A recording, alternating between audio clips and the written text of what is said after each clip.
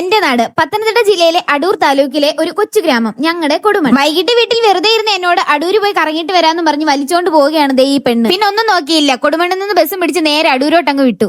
നമ്മൾ പർപ്പിളിൽ പോവുകയാണ്. കാശുകാരി എറിയും.